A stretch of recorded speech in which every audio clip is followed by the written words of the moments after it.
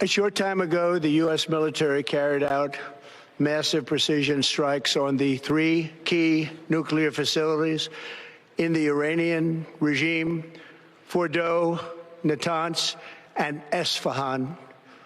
Everybody heard those names for years as they built this horribly destructive enterprise. Our objective was the destruction of Iran's nuclear enrichment capacity and a stop to the nuclear threat posed by the world's #1 state sponsor of terror. Tonight, I can report to the world that the strikes were a spectacular military success. Iran's key nuclear enrichment facilities have been completely and totally obliterated. Iran, the bully of the Middle East, must now make peace. If they do not, future attacks will be far greater and a lot easier. For 40 years, Iran has been saying death to America, death to Israel. They have been killing our people, blowing off their arms, blowing off their legs with roadside bombs. That was their specialty. We lost over 1,000 people, and hundreds of thousands throughout the Middle East and around the world have died as a direct result of their hate. In particular, so many were killed by their general, Qasem Soleimani. I decided a long time ago that I would not let this happen. It will not continue. I want to thank and congratulate Prime Minister Bibi Netanyahu. We worked as a team like perhaps no team has ever worked before. The center of gravity is the nuclear enterprise. 12 sites, capability spread out around them. You've emphasized the specific ones: Natanz, Esfahan, and Fordow. Fordow is the center of gravity because here's what's really going on in the Ayatollah's mind, I think. He never came to the negotiating table to really give up his nuclear capability voluntarily. Why? Why didn't he want to dismantle it? Because he always believed that he can recover and rebuild it after an Israeli airstrike. And he's counting on the fact that Fordow will survive this. It is in the United States' core national interest to help Israel destroy completely this nuclear enterprise. And Fordow sits out there as a potential target that Israeli is challenged by. It's not that they don't have imagination. It's not that they couldn't do some surprising things.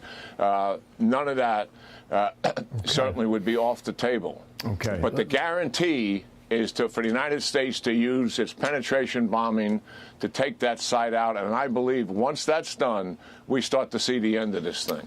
Flight tracking accounts report KC-135 and KC-46 tankers launching in rapid succession over the past 12 hours. These flying gas stations can extend fighter jet range by thousands of miles, enabling strikes anywhere on Earth. But the Pentagon hasn't said a word about this deployment. The timing raises serious questions about American military intentions in the Middle East crisis. Defense Secretary Pete Hegseth hasn't issued any public statements explaining this sudden mobilization. Neither has President Trump or any senior military commanders addressed what's happening in our skies. Here's what makes this activity so significant.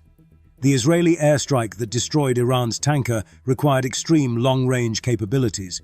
Israeli jets flew to the absolute limits of their operational range. They needed extensive tanker support to complete that mission. Now, American tankers are mobilizing at a scale defense analysts call extraordinary.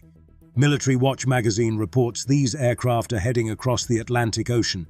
They note this deployment could support operations in the Israeli-Iranian conflict currently escalating. This was a highly classified mission with very few people in Washington knowing the timing or nature of this plan. I'll refer you to the graphic on the side as I walk you through some of the operational details. At midnight Friday into Saturday morning, a large B-2 strike package comprised of bombers launched from the continental United States.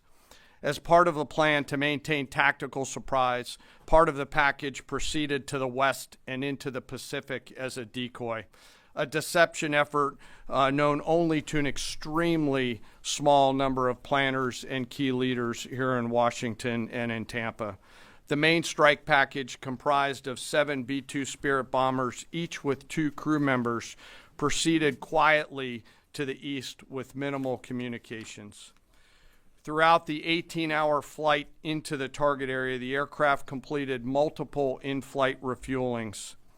Once over land, the B-2s linked up with escort and support aircraft in a complex, tightly timed maneuver requiring exact synchronization across multiple platforms in a narrow piece of airspace, all done with minimal communications.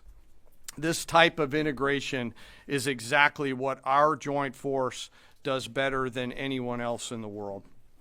At approximately 5 p.m. Eastern Standard Time last night, and just prior to the strike package entering Iran, a U.S. submarine in the Central Command Area of Responsibility launched more than 24 Tomahawk land attack cruise missiles against key surface infrastructure targets at Esfahan.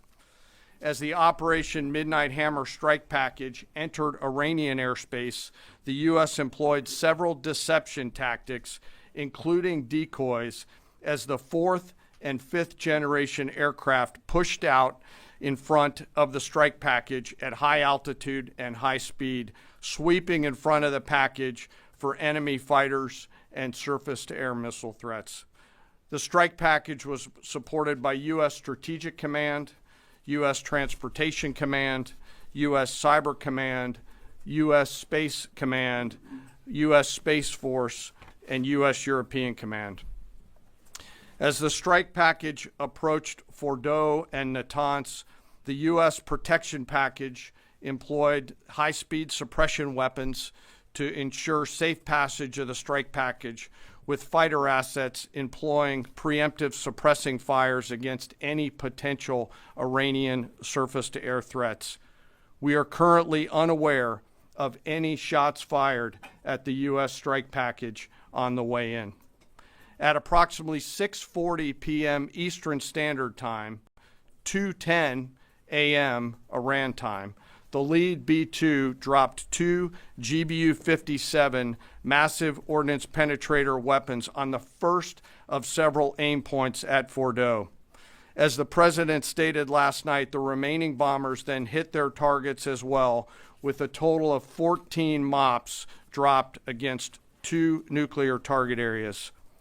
All 3 Iranian nuclear infrastructure targets were struck between 6:40 p.m.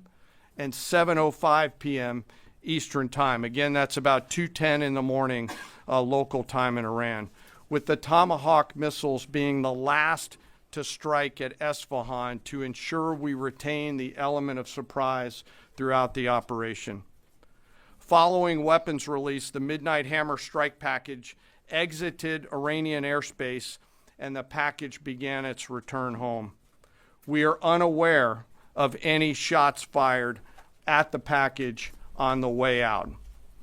Iran's fighters did not fly, and it appears that Iran's surface-to-air missile systems did not see us.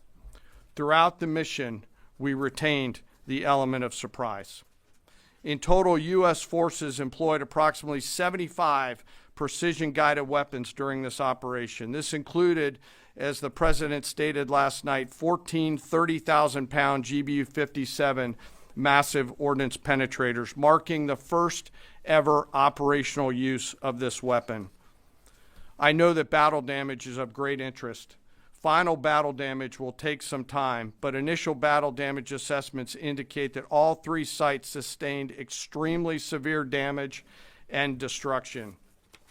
More than 125 U.S. aircraft participated in this mission, including B-2 stealth bombers, multiple flights of 4th and 5th generation fighters, dozens and dozens of air refueling tankers, a guided missile submarine, and a full array of intelligence, surveillance, and reconnaissance aircraft, as well as hundreds of maintenance and operational professionals. As the Secretary said, this was the largest B-2 operational strike in U.S. history and the second longest B-2 mission ever flown, exceeded only by those in the days following 9/11.